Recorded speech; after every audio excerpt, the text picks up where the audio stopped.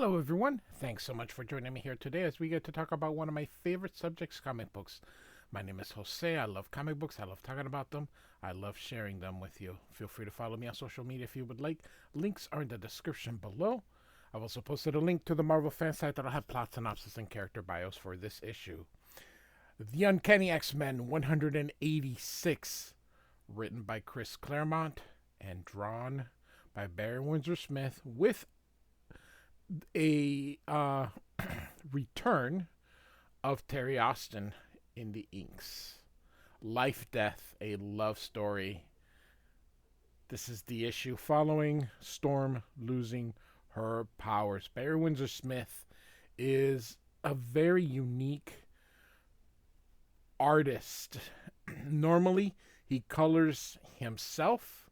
In this issue, he does not. Real quick, just love how the takes and tacks of that era, of just the they would put these ticks in areas.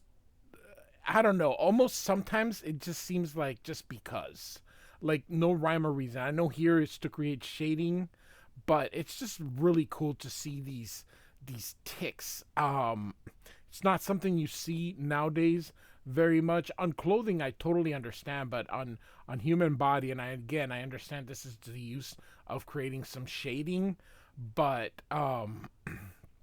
it's kind of cool here. We see Forge here in this cover and Storm. So this is the classic X-Men issue by Bart Sears and John Beatty, which is nowhere near as good as the original.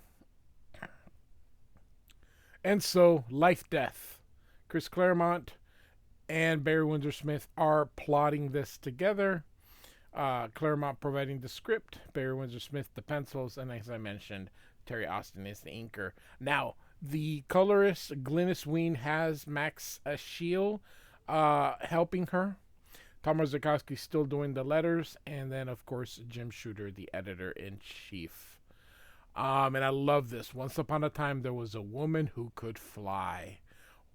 Oh, poor thing. A Storm is laying in the fetal position in bed. Oh, look at this beautiful art. This is Barry Windsor Smith.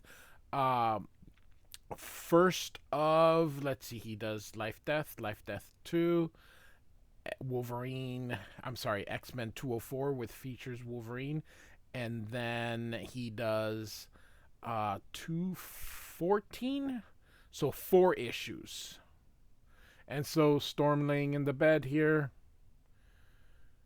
At this time, she does not know it is Forge's weapon that did this. She's just distraught, and Forge comes in bringing her some tea. And he asks how she's feeling this morning. She's not talking. He says, I brought you some herbal tea and hot broth, my mom's recipe, the Cheyenne equivalent of chicken soup. She swears by it, guarantees it'll cure anything.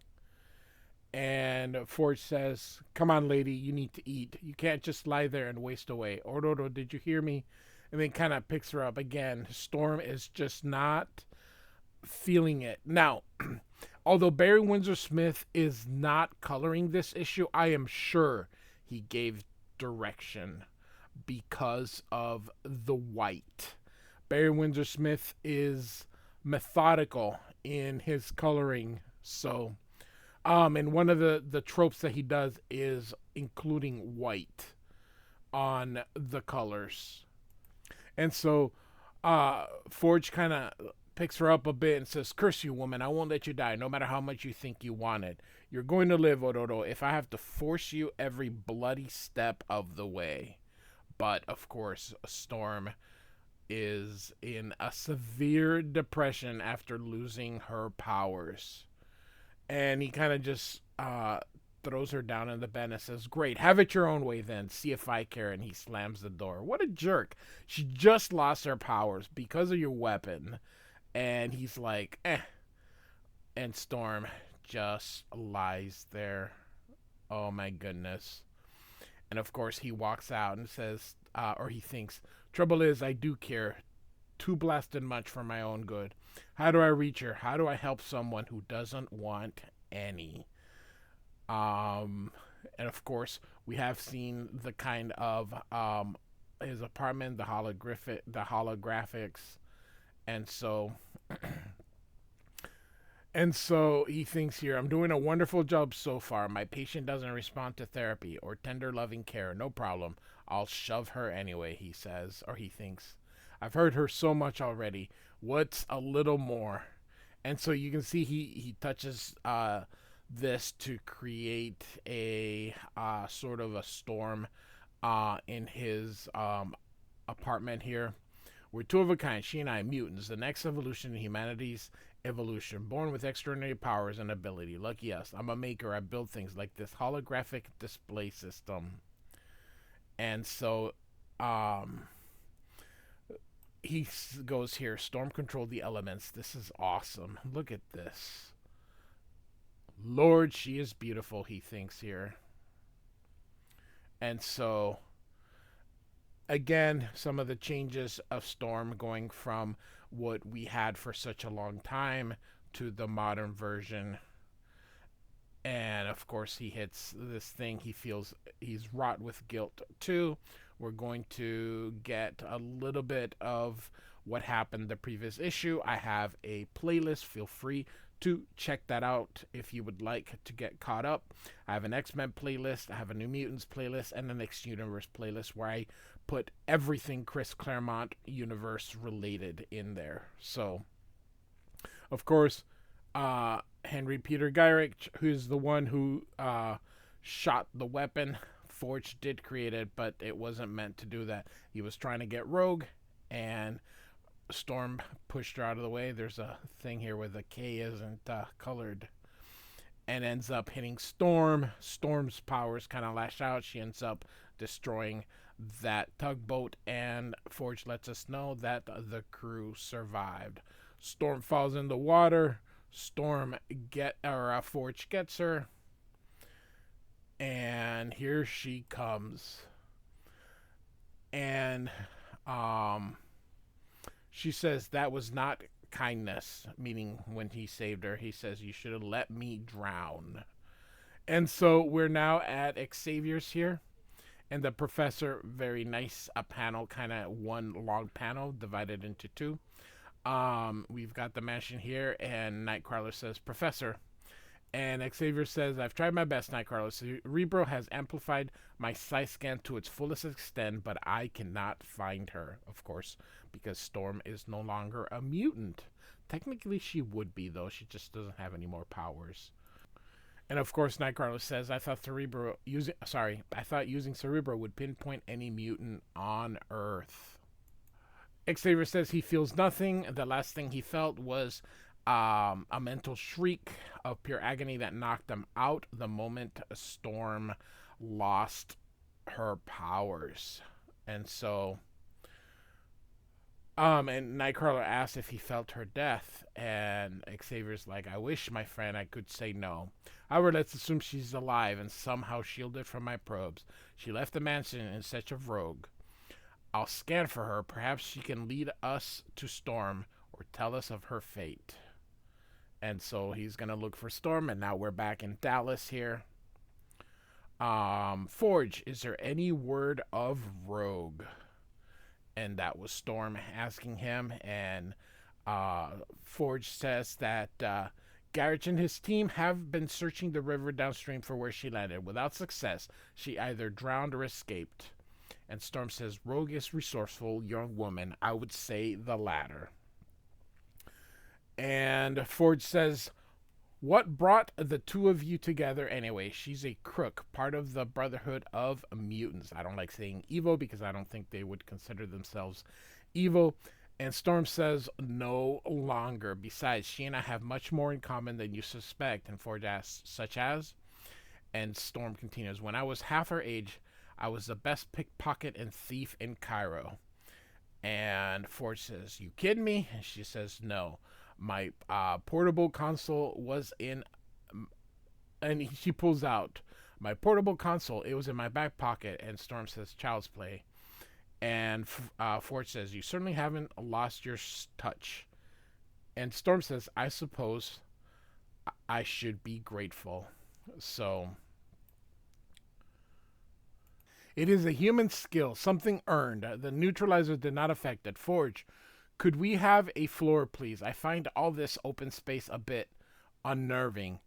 And Forge presses the button here to get the floor here, and he says, "I thought you'd be used to heights." And Storm says, "That was when I could fly."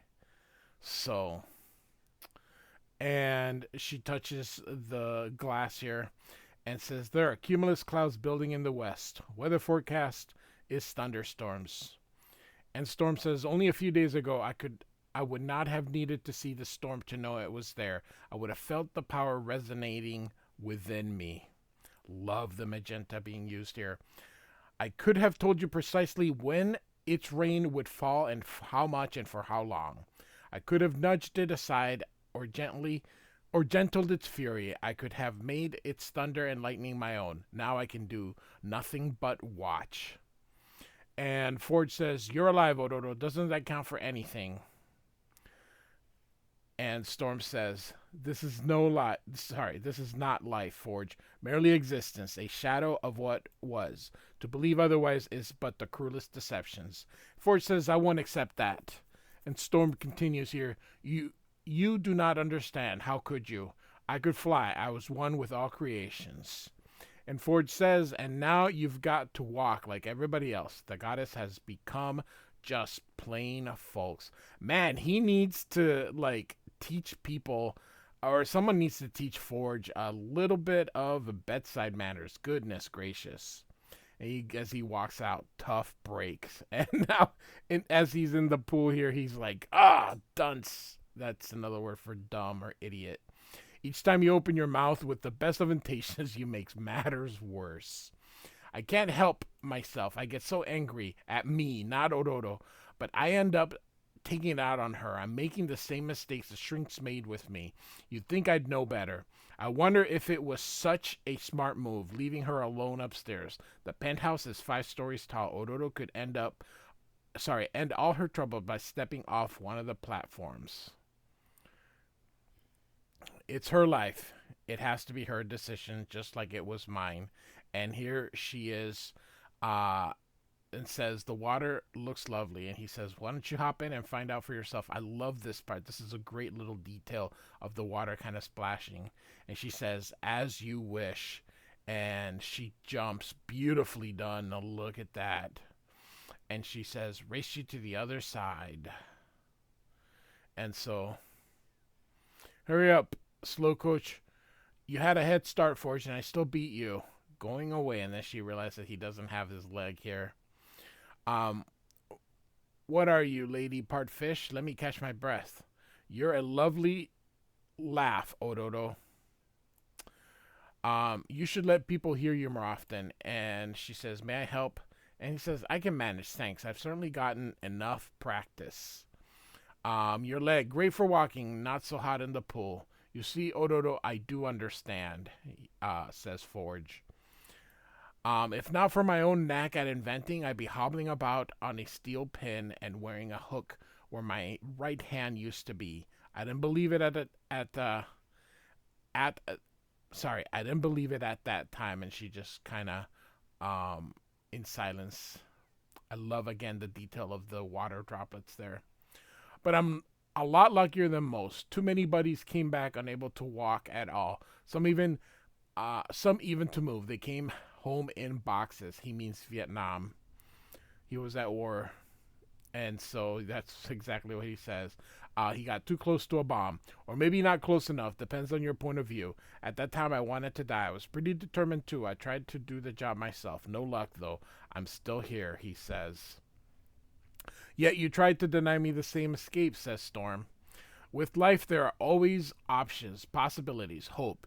You'll never know what'll happen, for better, for worse. Death may be certain, but it's also final. Once done, it's done. There's no second thoughts, no going back."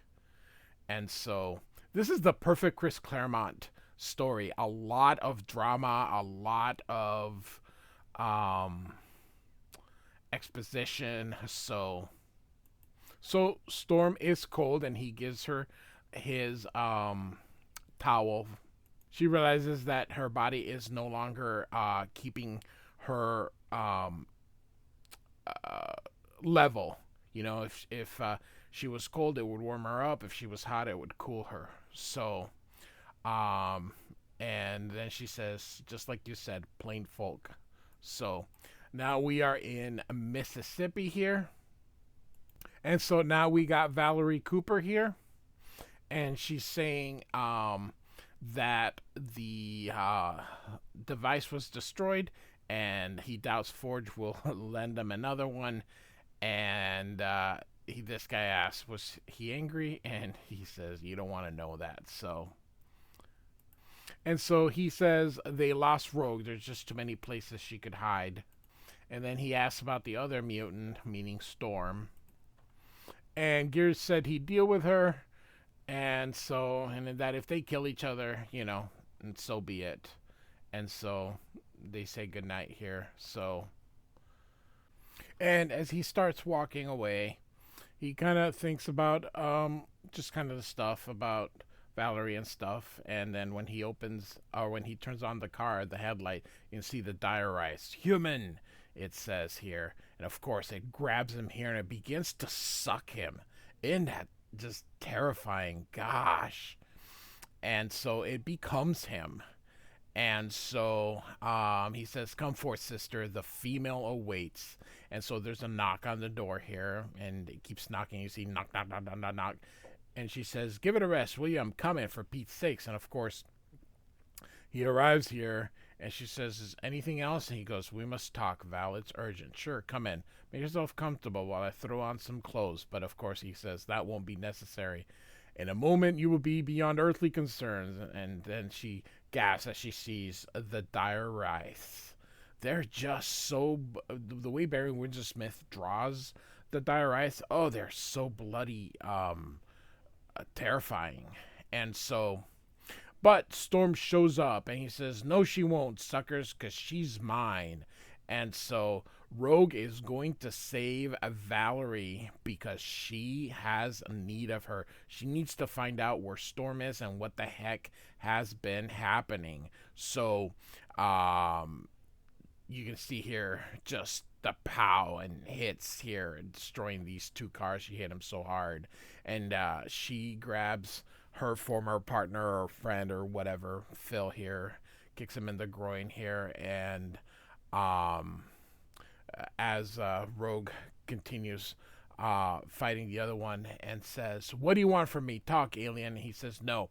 If this attempt fails, tomorrow we'll succeed. Eventually, Val, you and your precious world will be ours. And she says, whatever happens, Wraith, you won't be there to see him. And then, bam, kills him. So she's going to run. And Rogue realizes that, and she's like, nope. And so we're going to have to cut that short. And then you see this here as she hits him. But then she hears a scream here. And it's, of course, Rogue, who was not wearing any gloves here. And is feeling the stuff because of her power. She can take, like, the personalities and the powers and stuff, borrows them temporarily. So with Carol Danvers, it ended up becoming permanent here. Of course, at this time, Professor Xavier does get a hold of her, but he's also feeling the alien portion that she absorbed, and it's kind of knocks him out. Apparently, Xavier's feeling a lot of psychic disturbances, and so he's going down like all the time here. So there's this helicopter, and so she's going to go ahead and get in his car. But I thought the car was parked, but suddenly there's all these cars. Why would there be a car in front of her? I don't know, but it's almost like if it was a car dealership. So she's just gonna ram through everybody here and makes her way out and realizes those are Phil's clothes there, but you can see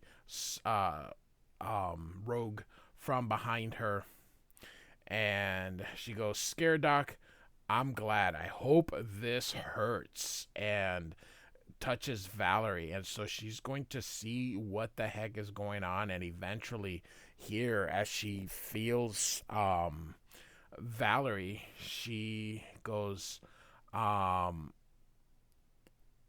she finds out about Forge and stuff like that, and all of a sudden she goes no, no, because she figures out everything that's happened. And Rogue says, you better pray she's all right, meaning Storm, or you'll be seeing me again. And so she feels guilty. She says Storm got into this mess because of her, and she needs to pull her out. But she has no choice. She's going to have to call Professor X and get the X-Men's help. Meanwhile, Storm is going to be looking for something to wear. Forge had all these clothes delivered, and so she's putting this gown on, and she wonders what he is going to think, and says, may I help? And he goes, ow, because he cut himself. We can see that in there. And he goes, oh, and he's just, it's just too beautiful. He just can't take it here. So she's going to go and change, and he doesn't try to, even she's like, stupid, stupid woman. Because she's getting feelings for him. Again, they just met, but whatever. Um, so she's gonna change and put something else on to be a little bit more, I don't know, so that they can be comfortable here. He just says he apologizes, just caught me off guard, and so they prepare dinner here, and he offers her some champagne, which she takes, and she's like, it tickles my nose, and so she's feeling flushed because she is developing feelings as well, and she asks him if he's native. And he says, yes, he's Cheyenne. And she says, did I offend you? Is that a forbidden subject? He's like, no, no, of course not. I'm proud of my heritage. So, she kind of talks a little bit about the X-Men. And, he's kind of still feeling bad. So he goes and checks the food. Um, and so it's a little bit of back and forth, but she presses the button, um, and everything goes invisible, so she can see outside here. And so as I mentioned, we're gonna kind of hurry on here. So they kind of keep talking, getting to know each other a little bit more. They kiss each other, and so they want to kind of take things up, but the phone rings, and he's gonna go talk somewhere else. And so she's gonna go try to call the X-Men. Back then, when you picked up a line if somebody was on the other line, you could actually hear the conversation on both sides. And hear Storm, that he's being told about Rogue, and now here she finds out that he's the one that designed the gun for it. She goes no, and they realize that Storm was in the other line, and Forge is like, Storm, Ororo, let me explain. He's like, never. And so she goes, but everything disappears, and now she's falling. She ends up landing on this couch here, and so she realizes that he's in control now because she doesn't have any powers here, and so she controls this module, and suddenly you get this big explosion here, and it's reliving the stuff that happened in Vietnam, the bombings in there. And so here you see, it looks like soldiers and stuff being destroyed, or animals fleeing, things fleeing as everything's being bombed here.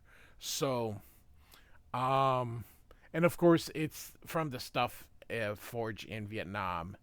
And Forge is like, the confusion, she must have gone off the platform. And he's like, don't move, you only make things worse. And Storm's just kind of laying there.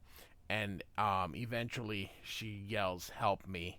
So while there's a storm outside, which is making things. And so you see this thing explodes here. And It's a hologram. It should make things explode, but that's okay. And so it creates a crack, and so this light show, and Forge yells her name, and he says, "There's nowhere to run." And she says, "Have care, Maker. A cornered animal is the most dangerous of all." "I'm not your enemy," he says, and she, of course, says, "Liar." The gun was never meant to be used. Not then, not like this. Then why was it built? And he says, "It's my job." "You only follow orders." "Yes," says Storm. "I'm not a guinea pig, Forge. No toy for you to play with. I'm a human being," Storm says. And Forge tells her, "Don't." "Should I yield, Forge, live out my days in hope and slavery? I prefer freedom." "No one will hurt you, Ororo. I give you my word." Of course, and I kind of skipped it. They want her taken into custody, which Forge just refused. And he says, "Which is worth nothing. Besides, the damage has already been done by you." And he says, "I'm sorry." "And that automatically puts everything all right," says Storm. And Forge says, "What do you want me to do? Turn the neutralizer on myself? I created the weapon. If there's a cure, I'll find it. I'm the only hope you got." An empty gesture, Forge. "The device affects only superpowers. My mind is my superpower, Ororo. I'm just like you, a mutant. Of all your lies, that is the very near cruelest. If I was the swine you think I am, lady, I'd have let Girage have you from the start. Instead, you have merely delayed the inevitable." And he says, "I can protect you." And Storm says, "Are you blind, or do you think me an utter fool? You All you learned from me will be told to Girage, who will then use it with or without your help, and certainly not your permission, to subjugate or destroy mutant kind. Our people, Forge, does that mean nothing to you?" As she yells at him. Look at how the storm is coming. "What else did you sacrifice with your heritage? Honor, decency, humanity? And to think I wanted to impress you, I wore that silly gown and unburdened my heart to a man who could not care less, who has forgotten how, if he indeed knew." And she calls out to him. I'm sorry, he calls out to her, and she says, "Stay away from me," yelling it there. And punches him. Look at that chalk. And she says, "You poor, pathetic man," she says. And he says, "You feel better? No less hurt, no less angry. You live in your high tower, untouched, untouchable, surrounded by illusions, so terrified of the real living world. You cannot bear to violate the sanctity of your space, even with something as small as a flower." And she says, "Your home is a true reflection of its creator. Cold, cruelty, sterile, and ultimately a deception. An ideal world where the master of lies can feel safe and secure." And so we get to the last page here. "You're not wrong. You're wrong. I'm not like that. Lie to me if you must, not to yourself. I cared for you, Ororo. I still do. I always will." Again, they just freaking met. "You asked for my trust, Forge, yet give none in return. What of your hopes and fears and dreams have you told me? Even if I accept your words and give free rein to my feelings, what shall I do when you betray them and me?" He says, "I won't. To be loyal, you must believe in something, anything. You are hollow form without substance. You cannot believe because there is no you," she says. So a lot of very deep stuff. Chris Claremont is a great writer. Goodness gracious. And Forge is like, "You've no right to judge." And she says, "Then prove me wrong. We are much alike, Forge. I see in you a me that might have been. I choose to walk another road. My feet may never leave the ground, but someday I shall fly again." And we get the end here. So, Uncanny X-Men 186. Chris Claremont, Barry Windsor Smith with Terry Austin. Like and subscribe. I do thank you for listening. Goodbye.